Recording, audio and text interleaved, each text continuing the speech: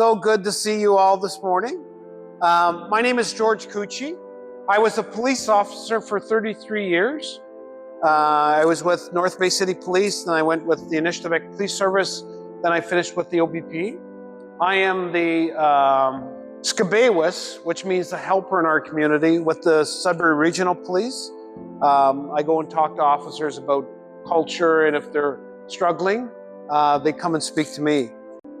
When I was a young man about your age, I knew nothing about my culture. And I knew nothing about where I came from, about our language. My father was a residential school survivor from a place called Spanish. That's just down the road here. And when he came back to our community, he didn't teach us about our culture because of the trauma that he had gone through at the residential school. And as a little boy, the last thing I wanted to be was Indigenous, because we were always told that we were less than. When we'd watch old cowboy movies on TV, the bad guys were always the Indigenous people. And our teachers would tell us that we were bad also. And so growing up, I never wanted to be Indigenous. And so when I talk to our youth now, I say that we're all given a gift in life, that you're going to do something extraordinary, better than everyone else is. And you have to find what is your gift in life. You need to be proud of who you are, which is so important. When we come into the circle, we call it a healing circle. That everybody sits shoulder to shoulder, no one's any taller, no one's any bigger. That we all come into the circle, that we all get a chance to speak, that we all get a chance to be heard, acknowledged, which is so important. And nobody is better than anyone else in the circle. When you meet people, you always meet two people. The person I can see and the person that you can't see. That everyone has a story. Everyone has a struggle. That everyone is dealing with something that you don't know what they're dealing with.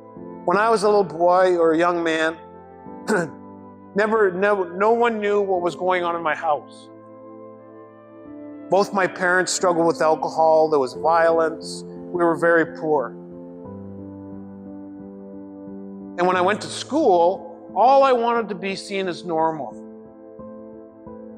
But as an Indigenous kid, we weren't seen as normal.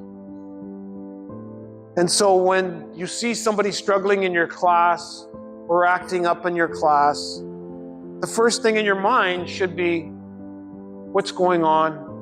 What's happening at home? When I talk to police officers, I say, when we meet those kids that we say that they're bad, when you listen to their stories, then you realize why they're struggling. That everybody has a story.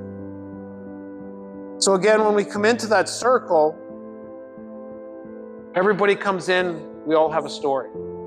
On my blanket here, we'll talk about my good friend here. Snapping turtles are endangered. Somebody gave me this years ago. Many years ago, we have our language, our culture, and in our stories, they talked about how the Creator took a small stone. Before there was the earth, the sun, the moon, and he took that stone in his hand and he rubbed it really hard. And as he rubbed it really hard, he took it out and it was a spark. And he gently blew on that spark and it got hotter and hotter and hotter. And he took that spark and he put it up into the sky. We call it Grandfather Sun. Grandfather Sun walks across the sky each morning, puts electrons onto the earth. They say during the spring or the summer that you should be taking your shoes off and walking on top of Mother Earth, because the electrons go back into your body. It helps you to ground back into the earth. And as the sun crosses each day, it helps plant life and animal life live. The Creator then took a small piece of the spark off the sun, and he'd put it into Mother Earth to keep her warm as she looks after you. Mother Earth provides everything that you need to survive. There's one person that we should never disrespect, and that is our mother, because she has given us life. Your job for the rest of your life is to look after your mom. So you don't argue with your mother, you don't fight with your mother, you don't tease your mother, and when she comes home with groceries after she's worked a long day, you're the first person to run out to help her. So Mother Earth is so important. So the Creator put that spark inside of her, then he took another spark out of her and put it in everyone's hearts. All of you have a piece of spark inside of you. So it's how you look after your spark, it looks after you as you get older. So number one rule, you can't talk down to your spark. Or you can't abuse your spark. Your little spark can help somebody in their coldest moments. How are you? What's going on? Your spark can start a huge fire in a community by helping people in your own community that can spark. Be the spark that lights up the room when you walk in. And I was watching you when you were coming in. It's amazing when you watch people come in, there's always somebody that everyone goes, hey, over here, sit with me, sit with me. Be the spark that lights up the room when you walk in. Don't be the spark that lights up the room when you walk out. Oh, he's finally gone. He's always angry. He's always mad. Your spark can help somebody when they're struggling at school. So the turtle talks about where we come from. So in our culture, they say many years ago, when North America was covered in ice and water, the Creator said, where will I put the people? And the turtle said, put them on my back here. They can live here. So the muskrat heard that story, swam to the deepest part of the lake, took some mud onto the back of the turtle, and the four winds started to blow, and Turtle Island was formed. So on the turtle, there's 13 platelets. On all snapping turtles' backs, there's 13 platelets. And the 13 platelets represent the 13 full moons in a year. And it's how Indigenous people survived off the land for thousands of years, was understanding those moons, the full moons. On the outside of the turtle, there's 28 indentations. The 28 indentations, what do you think they represent? Yes. Yes. What is your name? Riley? Rylan. So Rylan's pretty smart. So what Rylan said, it represents the days between each full moon. And actually there's 28 3/4 days in between each full moon. So on the back of the turtle, it represents three other things: our past, present, future. Where we've come from, what we're doing now, where we're going. So sometimes we worry too much about our past. We call it depression. And sometimes I catch myself worrying about what I did in the past. Sometimes we worry too much about the future. We call that anxiety. How many here, anxiety is you're worried all the time? What happens if I didn't get picked? What happens? What happens? What happens? And I've known people that have been stuck in their home because they have so much anxiety. What happens if I get to the mall and I can't get home? So sometimes we worry too much about our past. Sometimes we worry too much about our future. What we should be worried about is what we're doing today, how we're breathing, how we're looking after ourselves. So also on my blanket, I have a drum. And the first time we heard that sound was in the darkness of our mother's stomach. And for Indigenous people, that drum represents the heartbeat of Mother Earth. It's the instrument of our hearts. It has nothing to do with war or fighting, but it's how we brought the whole community together.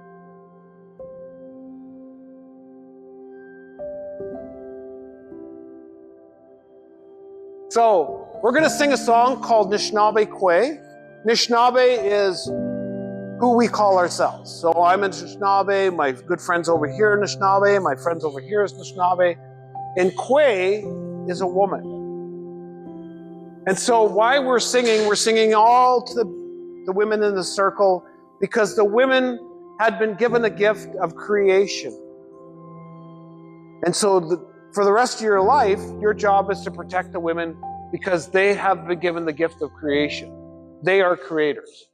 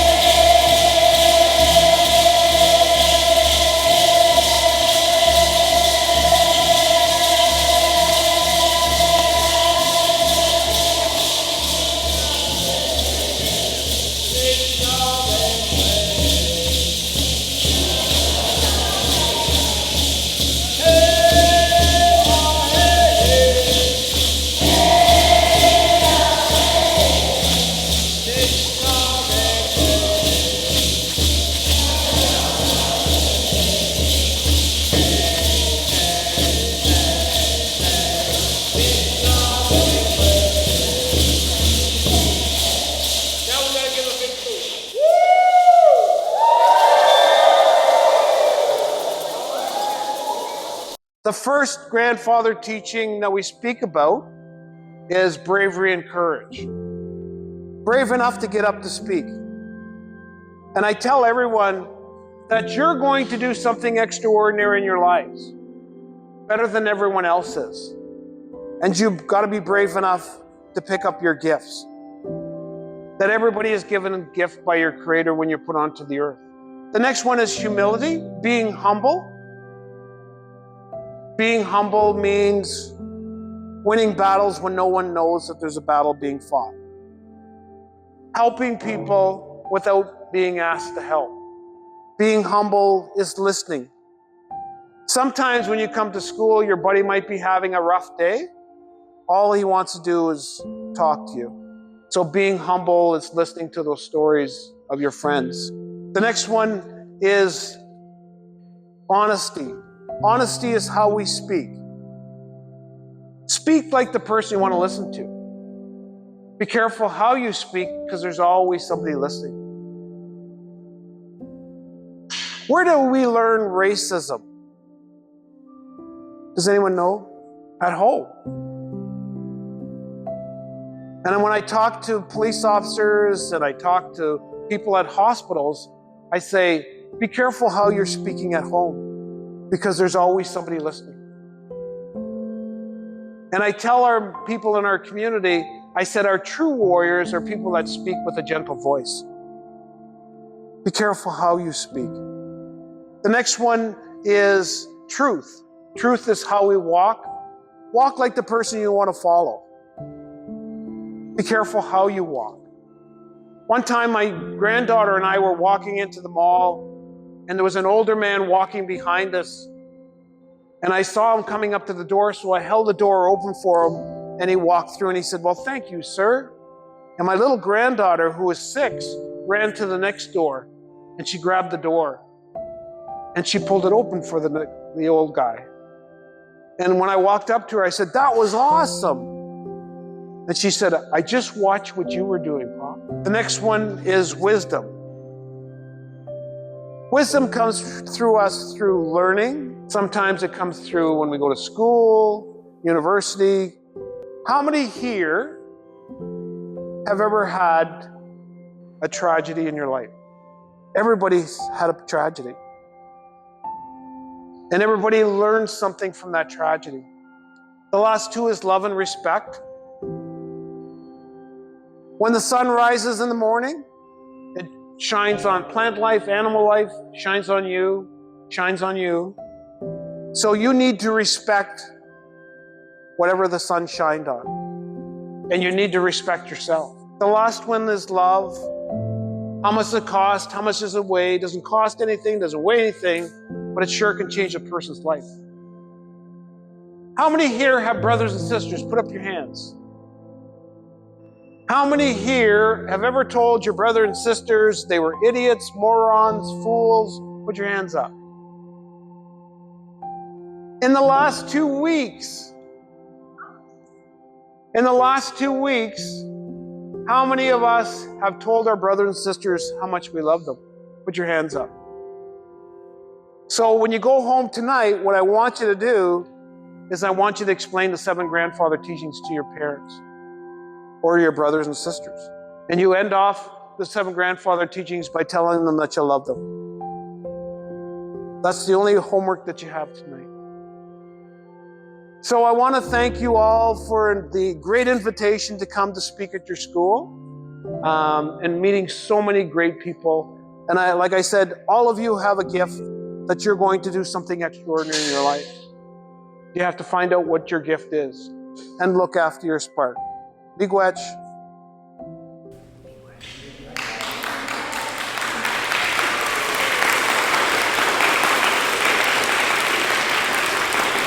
Thank you.